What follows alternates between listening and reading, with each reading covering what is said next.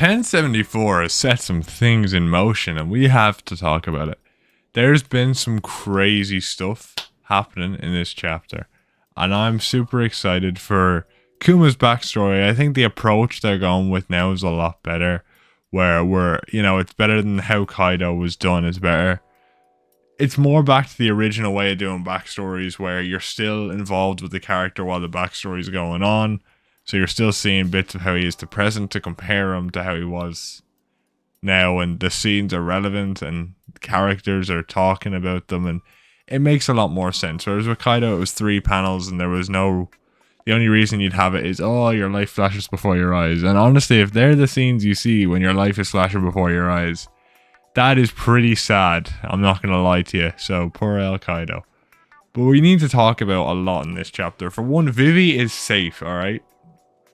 Which I'm very, very happy about, because that will lead to a lot of really amazing moments, because we know she's safe, which means she probably knows about Emu, and that means Morgans has that information.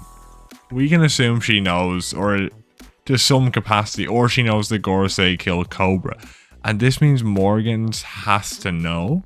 Also, can we talk about that? Morgans is powerful enough to take Nefertaro and Vivi away from Reverie, along with Wappo, and also have the balls to be like, yeah, I'm gonna still catch a check by making it look like Straw Hat kidnapped Vegapunk. Like, what the hell?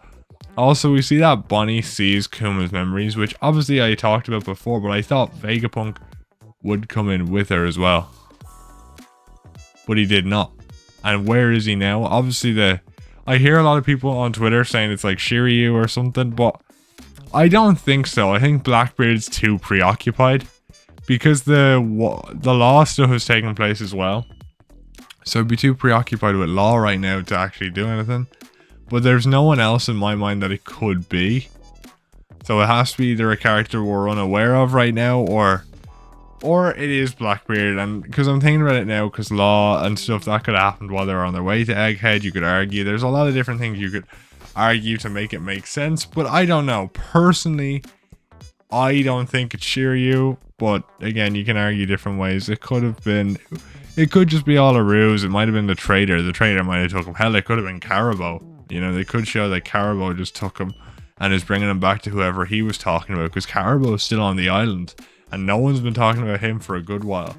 But he could have literally just took him up in his swamp thing. We don't know if people can breathe under it or not, but if they can, he took them, and we know he needs that to get that ancient weapon information to somebody.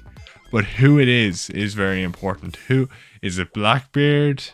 Is it Crocodile? I know, is it Doflamingo? Who is it? Who is the person that needs that information? I don't think it's it's not Blackbeard. I think that's too obvious. Crocodile would make sense, but maybe that's just all the Randy Troy theories kind of sticking around in my head, being like, yeah, that's going to be right. But I can't think of anyone else outside of those 2 options, really. Maybe it's a third party. Maybe he works for Shiki. That's entirely possible. It could be Shiki, which would make it even more interesting as well. I think having Shiki be a part of this would be very interesting to me. Have Shiki reintroduced, because a lot of people, including myself, thought he was going to be like the lurking legend that shows up when Kaido's defeated, like laughing like, oh, Kaido, I can't believe you were taken out by a little kid.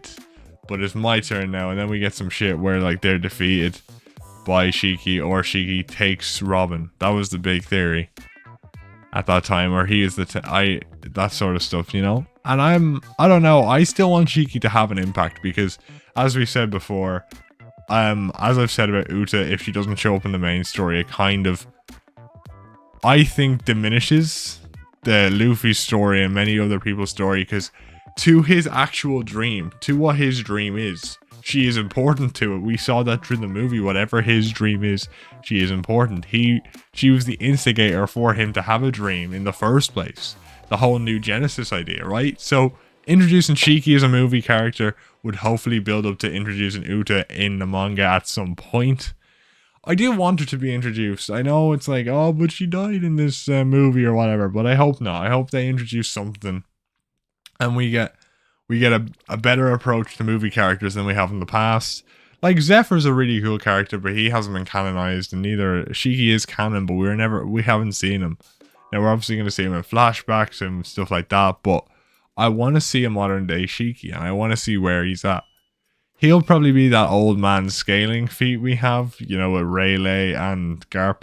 I think the Garp and Blackbeard fight is very important to this chapter in a way, because I feel like that will scale the old people who are going to show up here in future arcs, like when people like Sengoku show up, or characters like Shiki and former Rocks Pirates show up. It's going to be very important to have scaling for the older characters to see where they stand, to see if we have to worry about that. But moving aside from the old characters for a second, talking about the admirals and stuff and other characters showing up. We have Luffy and Zoro together now, which hopefully means they might both fight Kizaru, which could up the admiral stocks to a mad degree. But if this could also be, we might see Zoro fight Kizaru like Rayleigh, like, you know, like Rayleigh fought him in Sabaody, you know, instead of Roger's right hand man, now it's gotten to the point where Zoro fights Kizaru. And I didn't think about this before, but I rewatched Sabaody and remember who he did save Zoro. That was who he was saving. So to change that so Zoro is now able to fight Kizaru would make sense, right? Because he was under his boot before. So for Zoro to now be able to fight Kizaru would make sense. So having that be Zoro's opponent for this arc, and maybe having another opponent for Luffy that's stronger, or him not having an opponent at all because he's just sitting there having fun with lower level people like Lucci. You know, he was just having his fun there. So to have Zoro have more of a focus after whatever that Death Scythe thing was, I think is big for whatever happens next. You know what I mean? I don't know, man. But I'm actually hyped up for Zoro this arc, because when I rewatched Wano, I got real hyped for Zoro, and I rewatched a bunch of Zoro stuff because I was a real Sanji guy for a long time, and I still am. But I feel like Zoro's more methodical character development, where it's slow and it's small things, but it's like you get bits and pieces for him. I do like it, and it's less dodgy in a sense. There's not much to be done with it, you know. But I think we'll see him fight Kizaru in later points in the arc. And I think that's going to be very interesting for me as things go. I do want to see what that ghost shit was about, though. I want to see them talk about it. Like, are we gonna have to wait till the final war when he meets up with Mihawk and Mihawk's like, I sense a presence within you, Zoro. You know, that sort of stuff. But moving on from that real quick, though, talking about Bunny, though, is interesting as well, because Bunny seems to look like it's gonna have a lot to be said. We're gonna see Kuma's backstory through her eyes. And so we might get more insight into the world, because she might know characters that we might not know, and that's probably how he's going to introduce certain characters through Bonnie's POV, which I think is an interesting approach to a backstory. But also, what do we think's going on with Kuma? Like, so do we think I think he was like Kaido, right? Where his islands tributed him to the Celestial Dragons because he was a special creature, because he was, you know, in his case, because he was a special being or a special creature, and he just didn't want to do that.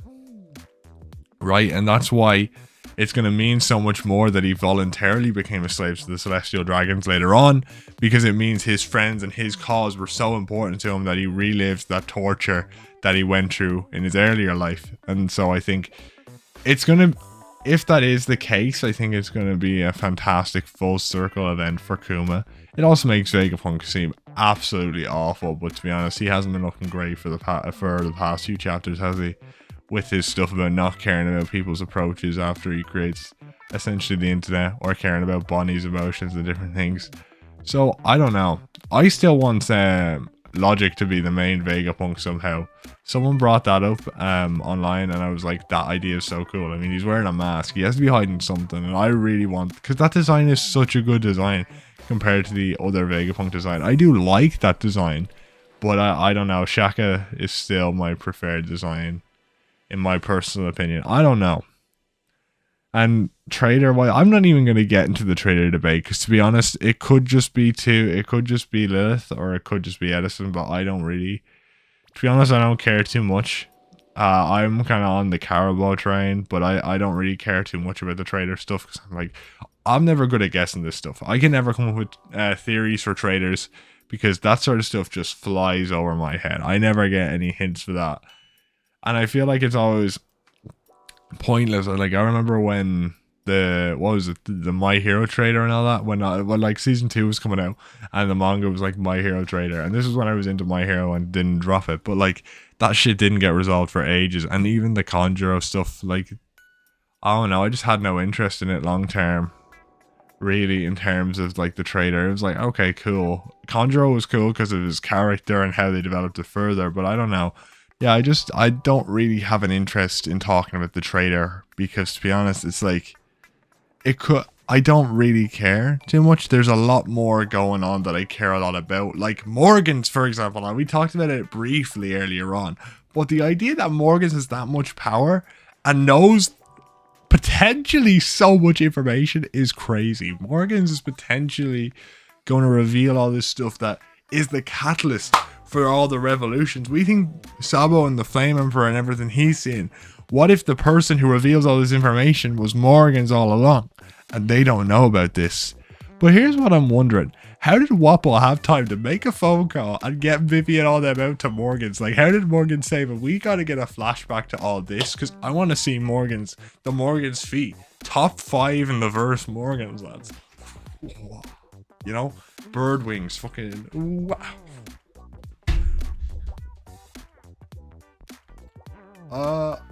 I may have kicked my own computer, but we're not going to talk about that. Shit. Oh, I probably damaged it. Alright, moving on. But yeah, that was the end of the chapter, and there's a lot to be said about that. Obviously, I want Vivi to come back as a Straw Hat. It means my moment where they jump through Mary Joa and fucking go her by the hand and be like, don't mess with our crew, isn't going to happen. But I do hope she joins them eventually at some point.